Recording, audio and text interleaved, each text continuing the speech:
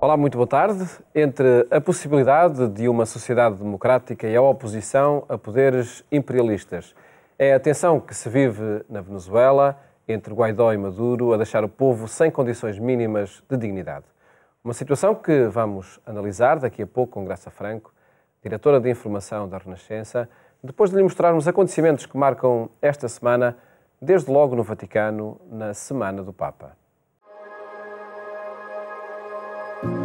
Cari fratelli e sorelle, buongiorno.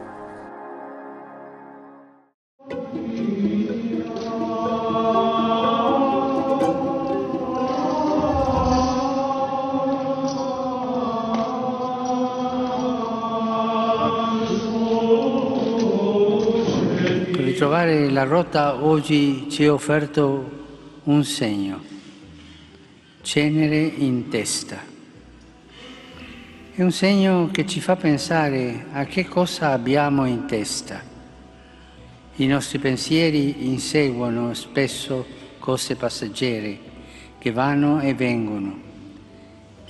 Il lieve strato di cenere che riceveremo è per dirci con delicatezza e verità di tante cose che hai per la testa, dietro di cui ogni giorno corri e ti affanni. Non resterá nulla.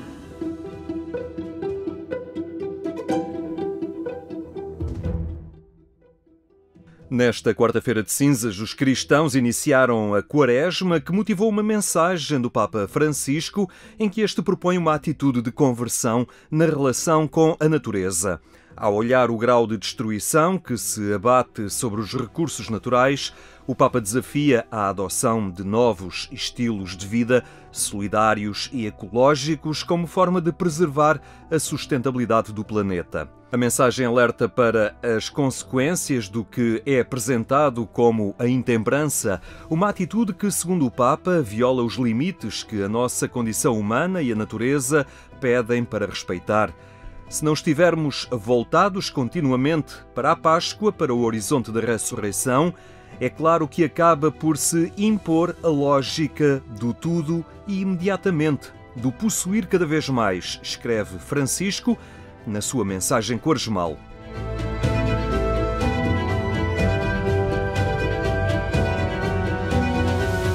No domingo, na reflexão que antecedia a oração mariana do Ângelus, o Papa Francisco alertou para as consequências da maledicência e da hipocrisia de quem é muito duro no julgamento dos outros, sem se preocupar em corrigir os seus próprios defeitos.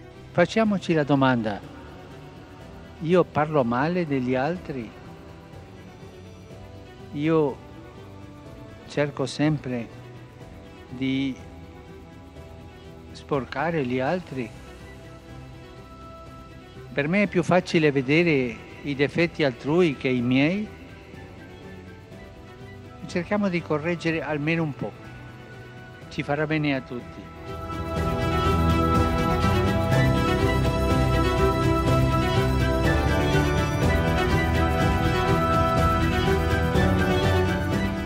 Na tarde de domingo, o Papa visitou a paróquia de São Crispim de Viterbo, na cidade de Roma, e chamou a atenção para as consequências das calúnias, afirmando que destruir o outro com a língua ou com uma bomba atómica é o mesmo. Sentite questo, non esagero, Con la lingua incominciano le guerre. Tu, parlando degli altri, incominci una guerra, un passo verso la guerra, una distruzione, perché è lo stesso distruggere l'altro con la lingua che con una bomba atomica, è lo stesso.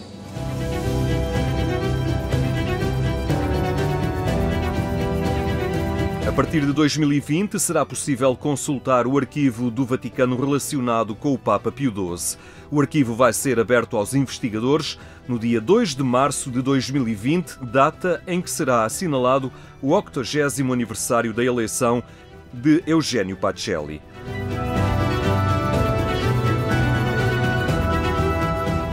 Esta quarta-feira o Papa deu continuidade ao ciclo iniciado há algumas semanas sobre a oração do Pai Nosso. Desta vez Francisco destacou a expressão "Venha a nós o vosso reino", um reino que o Papa compara a uma semente que germina e cresce.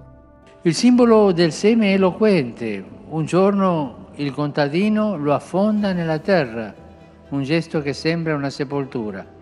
E poi, dorma o vegli di notte o di giorno, il seme germoglia e cresce, come egli stesso non lo sa. Un seme che germoglia è più opera di Dio che dell'uomo che lo ha seminato. Dio ci precede sempre, Dio sorprende sempre.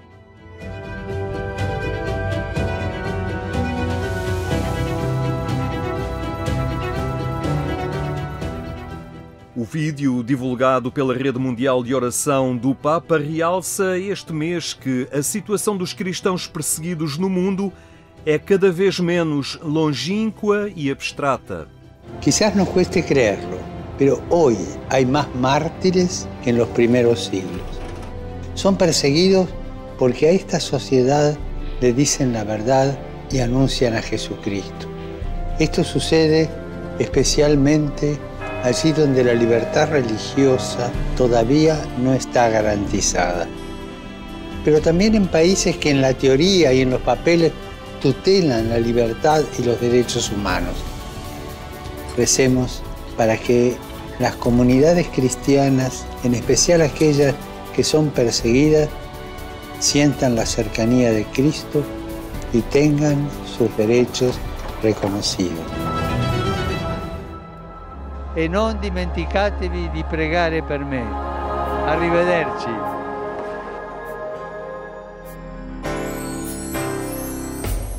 Em tempos de mudança, a paróquia deixa de ser um espaço geográfico para ser uma atitude pastoral. A proposta resulta da investigação do padre Tiago Freitas. Distingue-se em muitas localidades, está mesmo no centro de aldeias e cidades. É em torno do templo da igreja, do culto que nele se celebrava, que se organizava a sociedade e se programavam calendários pessoais e familiares. As mudanças estão a acontecer, a mobilidade é crescente e a Igreja Católica quer continuar próxima de todas as pessoas. Uma vontade que implica uma mudança na pastoral que propõe. O tema mereceu a investigação do padre Tiago Freitas, da Arquidiocese de Braga, e o resultado está publicado no livro Colégio de Paróquias, onde se apresenta a paróquia em tempos de modernidade. É uma constatação de um facto que estamos a viver uma realidade na Igreja em Portugal, mas também em toda a Europa, de mudança, uma mudança drástica, algo que tem vindo a acontecer nos últimos anos e que nos está a apanhar, podemos dizer a todos, de surpresa, dada a velocidade com que as coisas estão a mudar, não é? E muitos párocos, muitos responsáveis pelas igrejas sentem e veem como um dado de facto que as pessoas estão a sair das suas paróquias e perguntam-se o porquê disto estar a acontecer.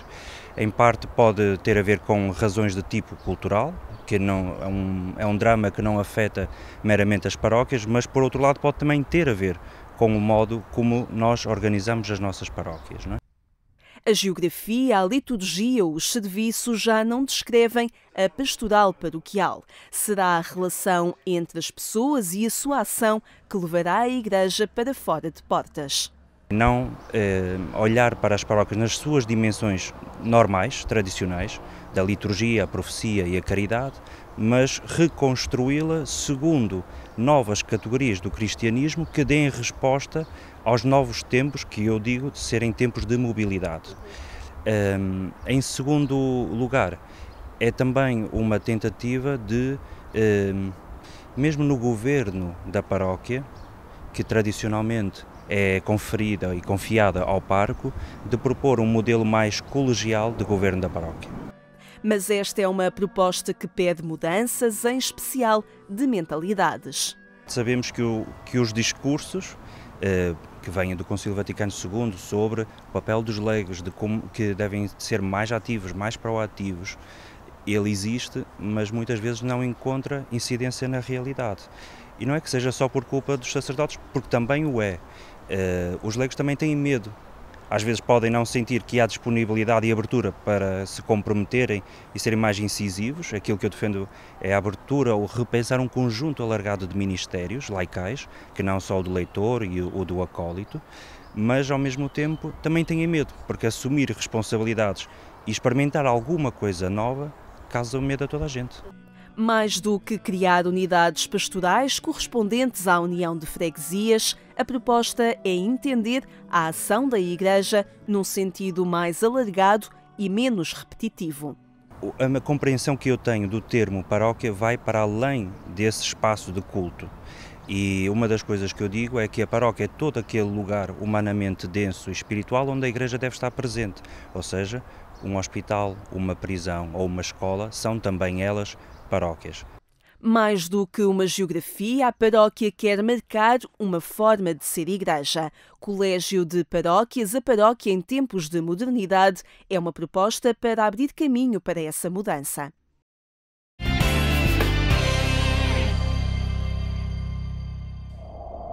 Notícias que atualizamos permanentemente em agência.eclesia.pt. Analisamos agora a situação na Venezuela com Graça Franco, diretora de Informação da Renascença. Boa tarde. Olá, obrigado, Paulo. Graça, por estares aqui no programa Eclésia para olharmos de facto esta situação, desde logo a situação do povo. Há uma emergência social crescente na Venezuela?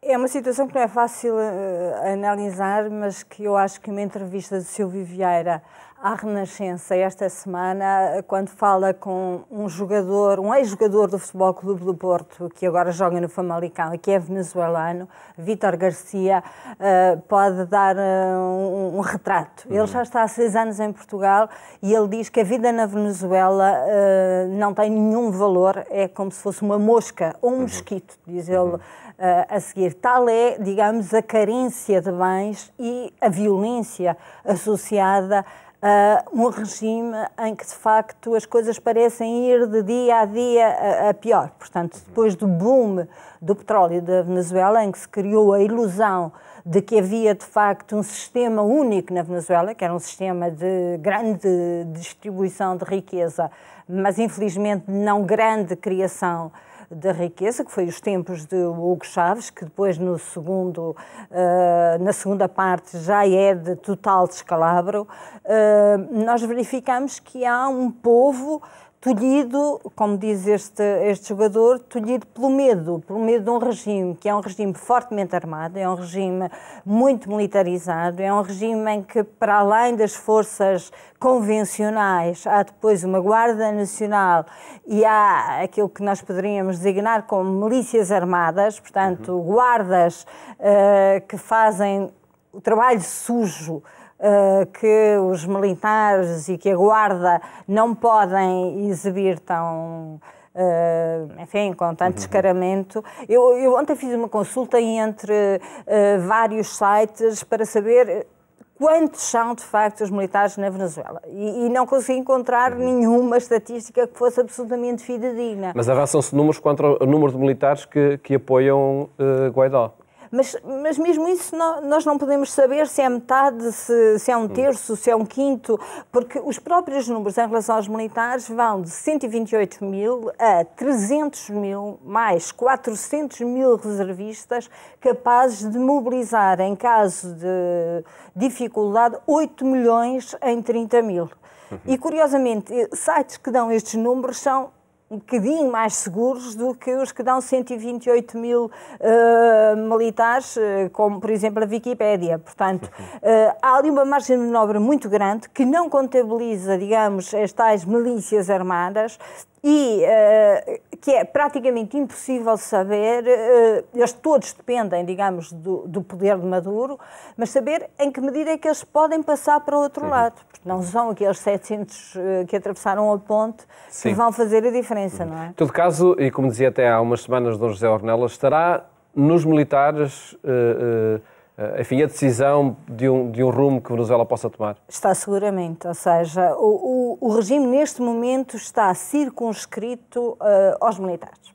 portanto, aos militares, aos guardas, portanto, a este poder entre o militar e o militarizado, que são a salvaguarda, o seguro de vida do regime Maduro. Tudo o resto já está fora do seu controle. E não é por acaso que Guaidó, quando volta à Venezuela, num desafio absoluto a estes poderes, para testar também em que medida estes poderes lhe vedam a entrada, mas Maduro aparentemente não cometeu o seu último erro. Guaidó tinha dito que se ele fosse barrado à entrada da Venezuela, seria o último erro do regime de Maduro. Maduro é suficientemente esperto para não ter cometido o seu último erro.